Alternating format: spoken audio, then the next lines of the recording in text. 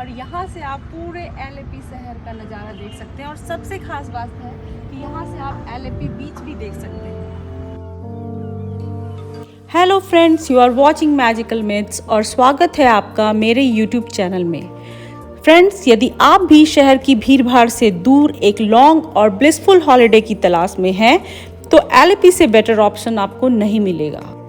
Kerala backwaters Alleppey is a true paradise for every kind of traveler, be it a nature lover, wildlife enthusiast, photo bug और wanderer।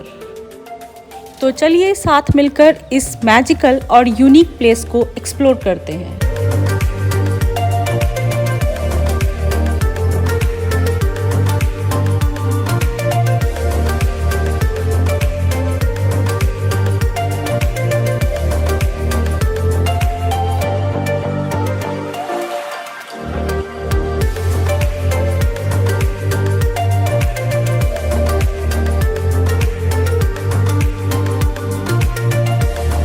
Sailing on a handsome houseboat on the many rivers and lagoons of Kerala happens to be on every traveler's bucket list और इसीलिए हम पहुंच गए एलेपी के famous finishing point पर, जो Alleppey houseboat का मेन बोर्डिंग पॉइंट है। और साथ ही साथ यह फेमस है for the popular snake boat competition held every year on second Saturday of अगस्त। यहीं से सभी हाउसबोट अपना सफ़र शुरू करते हैं। फ्रेंड्स, यहाँ पे एक प्रीपेड काउंटर भी है जहाँ से आप हाउसबोट बुक कर सकते हैं, बट ये एडवाइजेबल रहेगा कि आप पहले जाकर हाउसबोट को खुद से चेक करें और पसंद करें। फ्रेंड्स, एलेपी में आपको बेसिकली दो तरह के हाउसबोट मिलेंगे, डीलक्स हाउसबोट्स और premium houseboats. As the name suggests, premium houseboats are superior to the deluxe houseboats. They come fully loaded with plus interiors, luxury, furnishing and services. Premium houseboat में AC 24 घंटे के लिए चलते हैं, जबकि deluxe houseboats में AC का समय रात के 9 बजे से सुबह के 6 बजे तक फिक्स होता है। आप अपनी नीड के अकॉर्डिंग सिंगल बेडरूम से लेकर 10 बेडरूम तक के हाउसबोट को बुक कर सकते हैं। हाउसबोट के पीछे अपना किचन होता है और आगे की ओर खुला डेक होता है।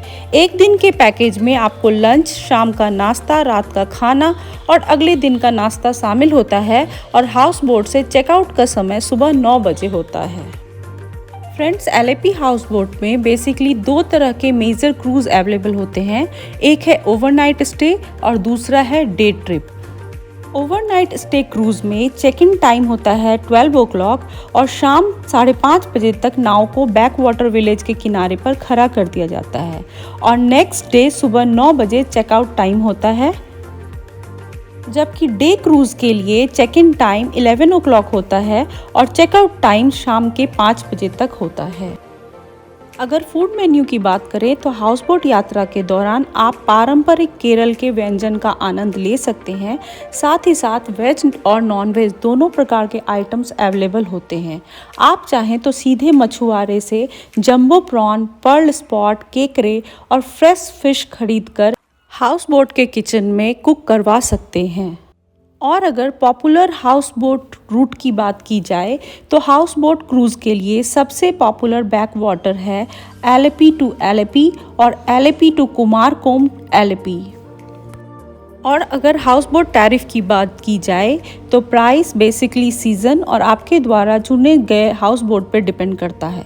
हाउसबोट बुक करना अक्टूबर से फरवरी के दौरान महंगा और मार्च से सितंबर के दौरान सस्ता होता है।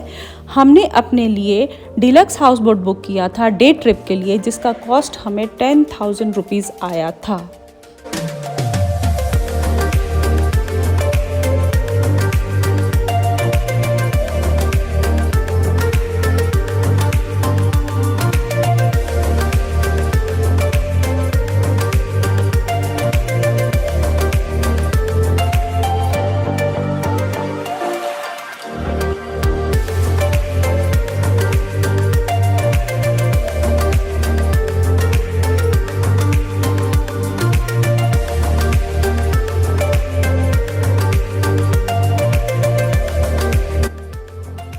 फ्रेंड्स, अराउंड 2 आवर की राइड के बाद हाउस बोट को एक जगह पर रोक दिया गया जहाँ पे फ़िश के शॉप थे, जहाँ से हमने अपने टेस्ट के अकॉर्डिंग फ़िश ख़रीदा। साथ ही साथ यहाँ पे केरला आयुर्वेदिक मसाज सेंटर भी था और कुछ रेस्टोरेंट्स भी थे जहाँ लंच की फैसिलिटी अवेलेबल थी। अराउंड 45 मिनट्स तक हमने आसपास के एरिया को एक्सप्लोर किया और फिर वापस लौट चले अपने हाउस बोट की तरफ, जहाँ हमारा लंच प्रिपेयर किया जा रहा था।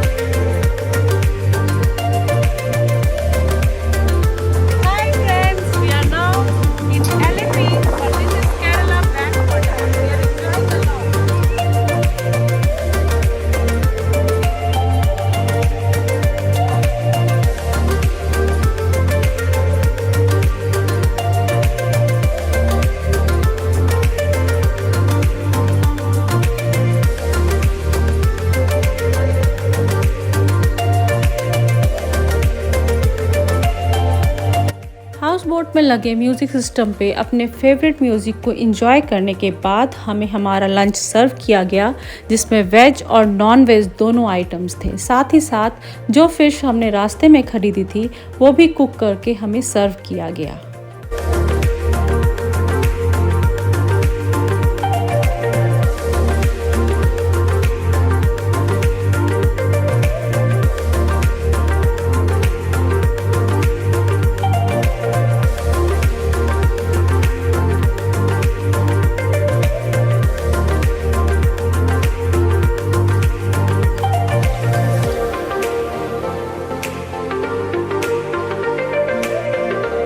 फ्रेंड्स, अराउंड 5 o'clock हमें वापस फिनिशिंग पॉइंट, जिसे राजीव जेट्टी के नाम से भी जानते हैं, वहाँ ड्रॉप कर दिया गया।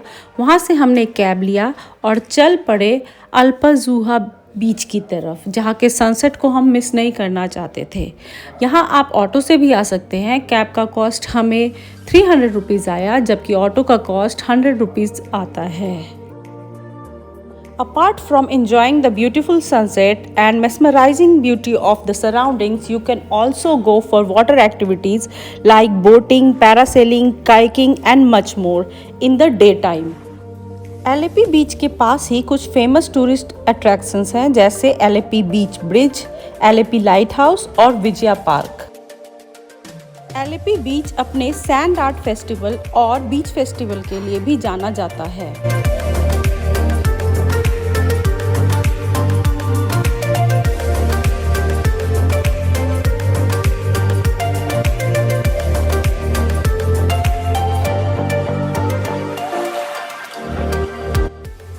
फ्रेंड्स, एलेपी ट्रिप के दूसरे दिन की शुरुआत हुई एलेपी लाइट हाउस से, जो एलेपी बीच के पास ही स्थित है और इसका निर्माण 1862 में किया गया था। यहाँ एंट्री फीस 20 रुपीज़ पर पर्सन है और अगर आप फोटोग्राफी भी करना चाहते हैं तो उसका कॉस्ट 10 रुपीज़ है। इस लाइट हाउस का निर्माण स्थानीय मछुआरों को डायरेक्शन दिखाने के लिए किया गया था और इसकी ऊंचाई 30 मीटर है। 30 मीटर तक लकड़ी की खड़ी 100 सीढ़ियाँ चढ़कर हम इसके टॉप तक पहुँच सकते हैं, बट अंदर जाने से पहले आपको अपने जूते बाहर ही उतारने होते हैं। जिन लोगों को सांस लेने में तकलीफ और हाई ब्लड प्रेशर की समस्या है, उन्हें ये सीढ़ियाँ चढ़ने से बचना चाहिए। लाइट हाउस में एंट्री टाइमिंग सुबह के 9 बजे से 11:45 बजे तक है तथा फिर दिन में 2 बजे से शाम के 5:30 बजे तक है। सभी सोमवार को लाइट हाउस बंद रहता है। लाइट हाउस के टॉप से आप एलेपी शहर का और एलेपी बीच का सुंदर नज़ारा देख सकते हैं।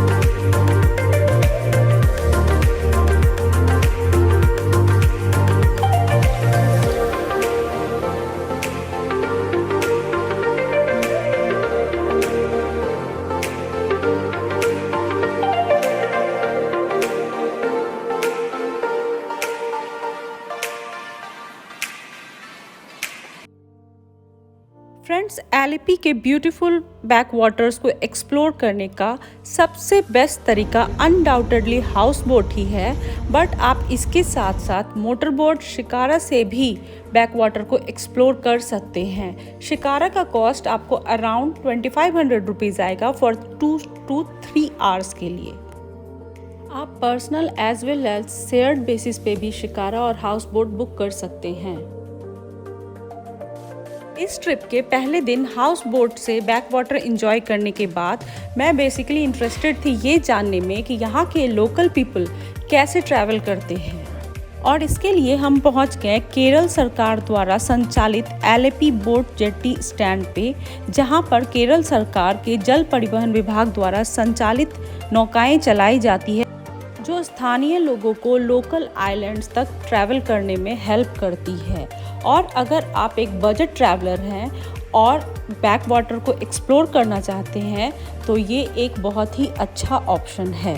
ये नौकाएं एलिपी बोट जेट्टी से उपलब्ध हैं जो एलिपी बस स्टैंड से पैदल दूरी पर स्थित है। ये boat services generally local public द्वारा यूज़ किया जाता है, इसलिए बोट के निचले हिस्से में तो सीट मिलना कुछ मुश्किल है, बट अगर आप बोट के ऊपरी हिस्से पे बैठते हैं तो आप आसानी से सीट प्राप्त कर सकते हैं, जबकि इसका चार्ज थोड़ा अधिक होता है और साथ ही साथ आप खूबसूरत नज़ारे का भी आनंद उठा सकते हैं। हमने एलिपी से कुट्टनाड तक के लिए टिकट बुक किया जिसका कॉस्ट हमें 60 रुपीज़ पर पर्सन आया, और इस जर्नी में हमें 1.5 आवर का टाइम लगा।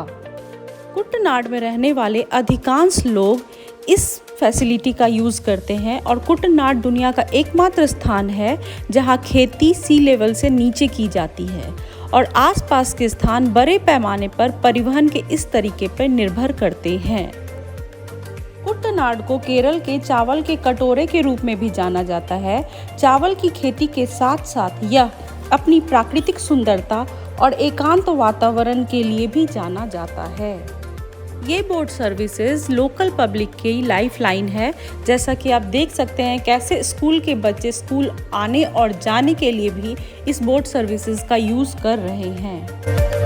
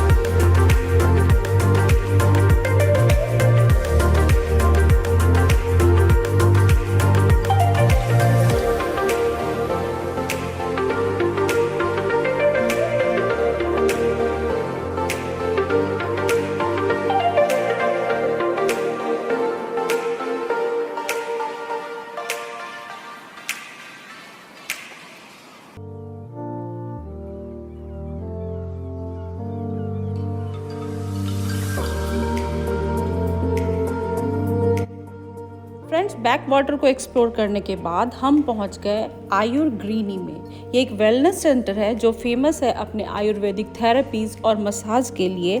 यहाँ डिफरेंट ट्रेडिशनल हर्ब्स, मेटल्स और दोनों का यूज़ करके बॉडी को रिलैक्सिंग इफेक्ट प्रदान किया जाता है, और साथ ही साथ ये हमारे माइंड, बॉडी और सोल को हील करने में भी हेल्प करता है। फ्रेंड्स, यहाँ कई पैकेज अवेलेबल हैं जिनका यूज़ करके आप अपने डे टू डे लाइफ के स्ट्रेस को कम कर सकते हैं। मैंने यहाँ पर सुशांति पैकेज अवेल किया जिसका कॉस्ट 3200 रुपीज़ था, जिसमें मसाज, सिरोधारा और स्टीम इंक्लूडेड था।